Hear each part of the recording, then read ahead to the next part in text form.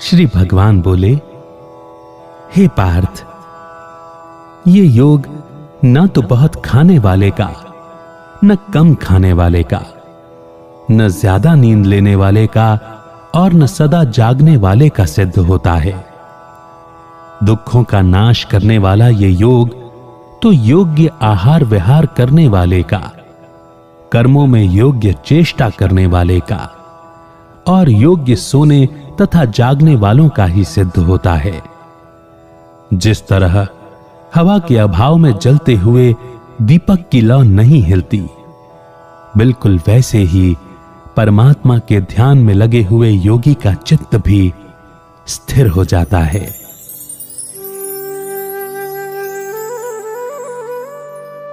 यहां भगवान कह रहे हैं कि मनुष्य को मन, इंद्रियों और शरीर के हर स्तर में बैलेंस या संतुलन बनाए रखने की जरूरत है, क्योंकि असंयम का भाव मन और शरीर में बेचैनी पैदा करेगा, जिससे ध्यान करना बहुत मुश्किल हो जाएगा। इसीलिए भोजन, नींद, मनोरंजन या जीवन का कोई भी पहलू हो, उसमें बैलेंस बनाए रखने के लिए कहा गया है। योग उन लोगों के लिए संभव नहीं है जो बहुत ज्यादा खाते हैं या बहुत कम खाते हैं, क्योंकि खाने का मतलब सिर्फ पेट भरना नहीं होता, बल्कि यह मनुष्य की इंद्रियों को भी तृप्त करता है।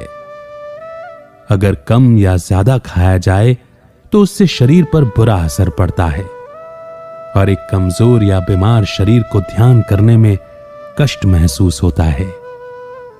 इसी तरह ना तो बहुत ज्यादा नींद लेना, जो मनुष्य के मानसिक और शारीरिक शक्ति को कम कर देती है, और न बहुत कम सोना, जो शरीर और मन को बेचैन कर देती है, उचित है।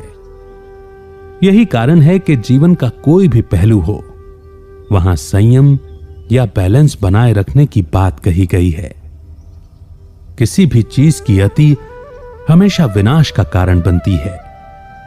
इसीलिए खाने, सोने और कर्म करने में जो संयम बनाए रखता है, वो मनुष्य की मुक्ति का रास्ता बन जाता है, नहीं तो वो उसे अपना गुलाम बना लेता है।